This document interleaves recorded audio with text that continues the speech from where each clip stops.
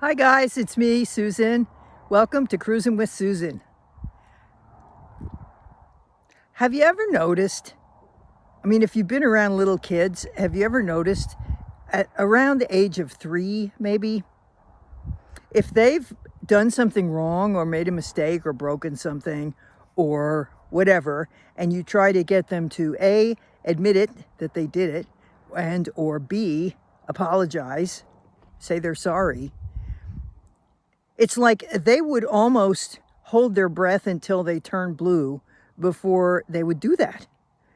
And it's so funny as I observe human nature, I can see, and certainly among adults, but it's fascinating to see it in 3-year-olds also. There is something so awful about being wrong and admitting it. You could know you're wrong, but you don't want to have to say it. That it's causing a lot of problems, I think, in our world, maybe especially in our country, because we're all these rugged individualists or whatever we are, who it's like we decide we're right even before we have any business thinking we're right. We could read a post on Facebook and become an expert on something, and then we will proceed to argue with anybody who thinks anything different. Now, this is, I'm sure you can imagine, totally unproductive and leads to hostility where it doesn't need to be that.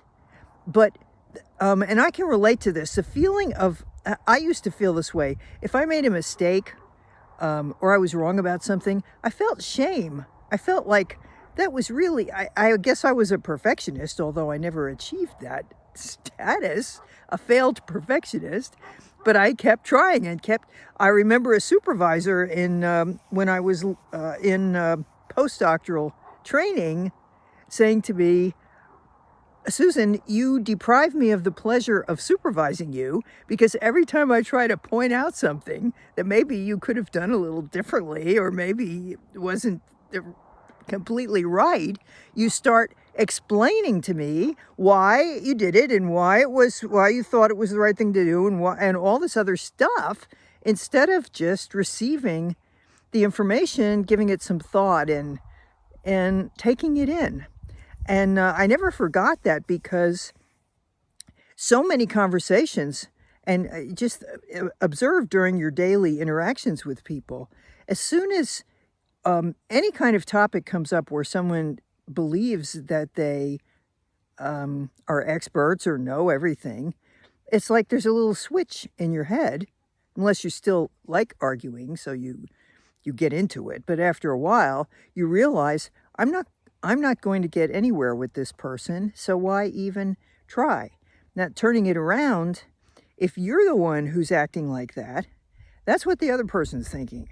Why bother? They're sort of rolling their eyes internally, if not externally, and nothing really productive happens. No growth happens, no new learning, no oh, I never really looked at it that way. And yet that's where new things happen. That's where change happens, when we do our typical ways of explaining things maybe break apart a little bit. And sometimes, make room for new ideas. You don't even have to decide you agree with them or believe them wholeheartedly, just to be able to consider them. I've been doing a lot of that kind of thinking lately, because in the town that is a small rural Texas town that I moved to, is 80% Republican. And if you read the online postings of people, they don't take kindly to people disagreeing with them, which I'm sure is true for everybody, because it's human nature.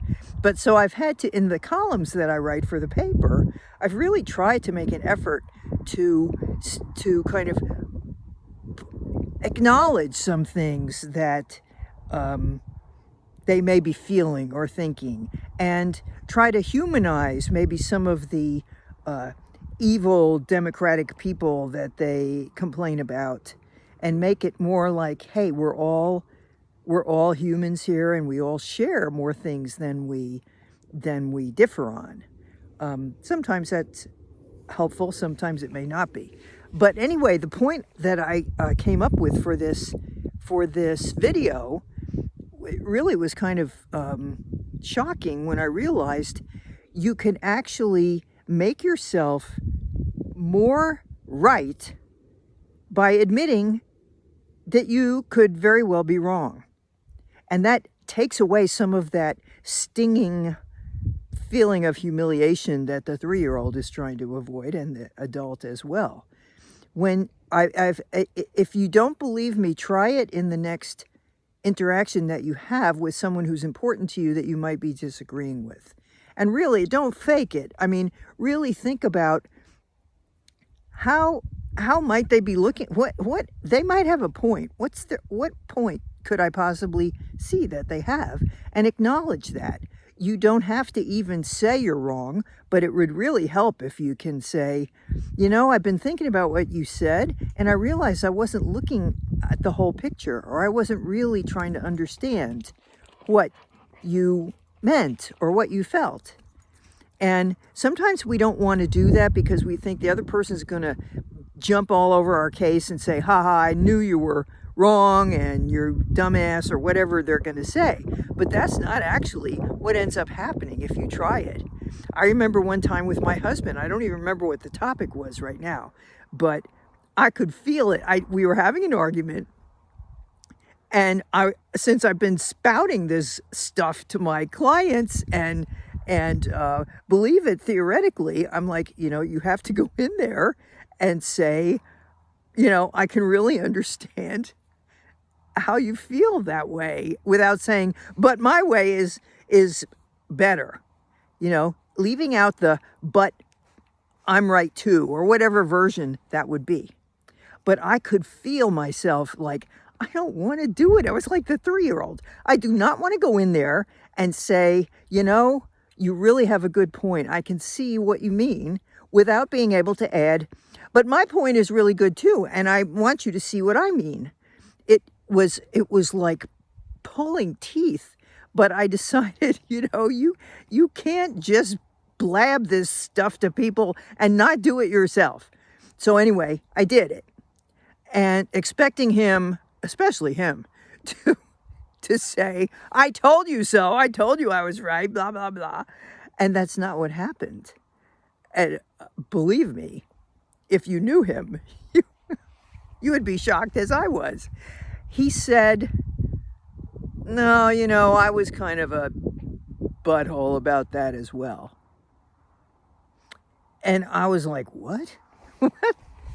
So the point being, I know he said as well, which means I was a butthole, but I was prepared for that. I was kind of saying, I'm wrong, you know.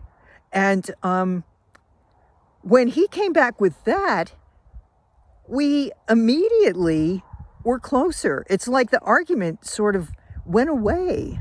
It's not that whatever we were arguing about wasn't important, but we were getting nowhere by flinging accusations back and forth.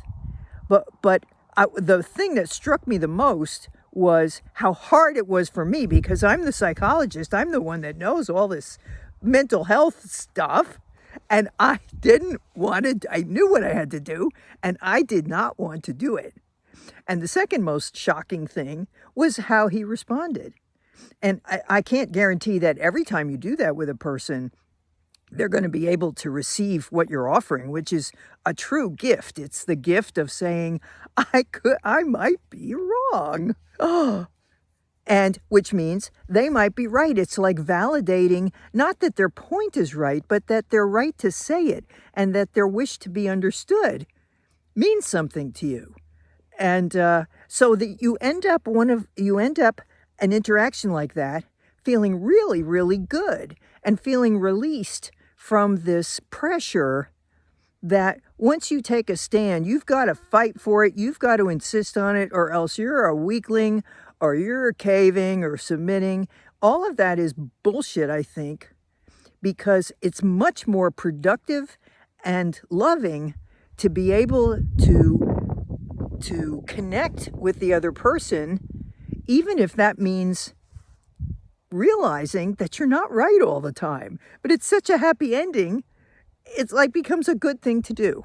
So anyway, give that some thought, okay? Because it was really profound, and it has continued to be, and it works more often than it doesn't work. If by work you mean I want us to be connected and trying to listen to each other and understand each other instead of just, heaving rocks at each other and seeing who's the last person standing. That's a kind of dumbass way to have a discussion anyway. Okay, so think about it. Let me know what you think. And as always, live well, laugh often, and love much. And I'll see you the next time on Cruising with Susan. Bye.